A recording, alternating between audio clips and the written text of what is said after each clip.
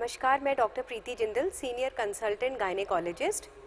मैं आप लोगों को आज एक कंडीशन के बारे में बताना चाहती हूँ जिसको हम बोलते हैं ओवेरियन सिस्ट, यानी कि अंडेदानी में रसौलियाँ। हर औरत में एक बच्चेदानी होती है, दैट इज़ यूट्रस, और उसके बगल में 2 अंडेदानियाँ होती हैं जिनको हम ओवरीज बोलते हैं। ओवरीज के अंदर या अंडेदानी में रसौलियाँ या सिस्ट बहुत कॉमन चीज़ है और 5 में से 1 औरत को ये होती है। ज़्यादातर रसौलियों से हमें डरने की बात नहीं होती क्योंकि ये बनती हैं और अपने आप ख़त्म हो जाती हैं। पर अगर किसी की 5 सेंटीमीटर से ऊपर की सिस्ट है तो फिर उसको इवैल्यूएट कराना बहुत ज़रूरी है कि कहीं इसमें कोई कैंसर जैसी बीमारी तो नहीं बन रही है।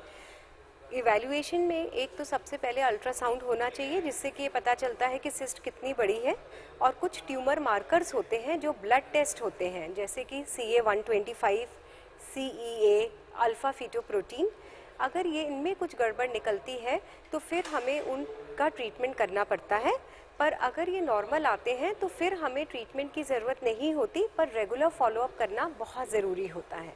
तो इसका कहने का मतलब ये हुआ कि अगर आपके ओवेरियन सिस्ट है तो आपने घबराने की बिल्कुल ज़रूरत नहीं है। 99.9% वो कोई डरने वाली बात नहीं है।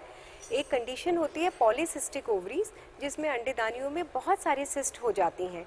ये आजकल बहुत आम प्रॉब्लम है और 1 में से 3 लड़की को ये हो रही है।